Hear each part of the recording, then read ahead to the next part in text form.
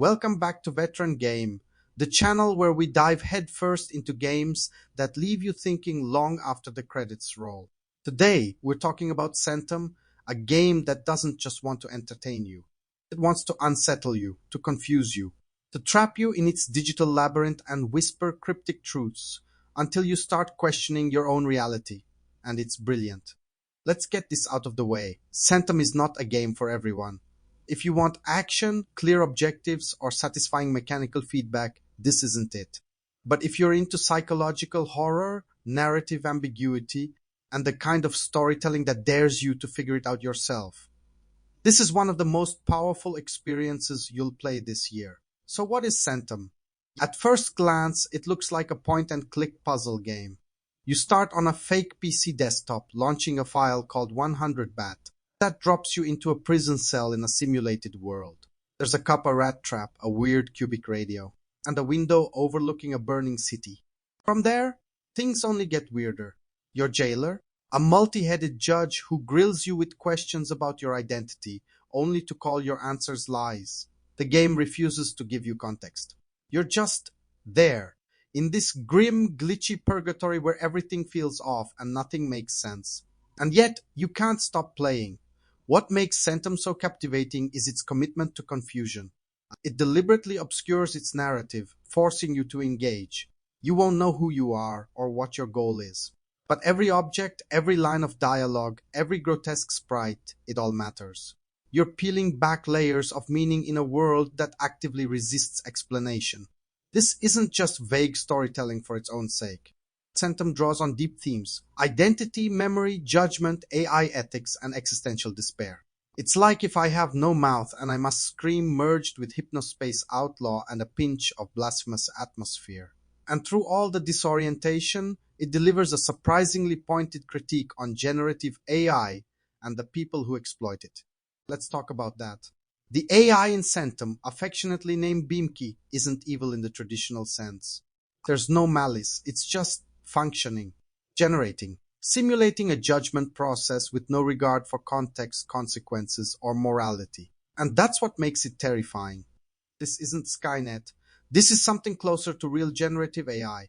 It's doing what it was told to do, but with no soul, no filter, and no awareness of the damage it causes. That clinical indifference, that's where the horror really lives. And visually, Centum is a masterpiece. The pixel art is both gorgeous and grotesque. Characters look like twisted mythological beings. Environments shift from stark and claustrophobic to surreal and dreamlike. Some scenes look like animated chalk drawings on black canvas. Others resemble corrupted Game Boy screens. It's a collage of visual identities that constantly keeps you guessing. The soundtrack is just as potent. Eerie ambience, unsettling tones, and moments of dissonant beauty that perfectly reflect the game's broken world. You're never comfortable. Even the prettiest melodies carry an undercurrent of unease. It's masterfully done. And yes, there are some puzzles and mini-games. A weird driving sim, a Duck Hunt clone. But none of that's really the point. Centum isn't about solving puzzles, it's about piecing together meaning. The choices you make shape the story, but not always in obvious ways. It's more like guiding a hallucination than navigating a plot. Now let's be fair, it's not perfect. Some dialogue loops on itself, a few segments drag a bit too long. And on consoles like the Switch, the point-and-click mechanics can feel clunky.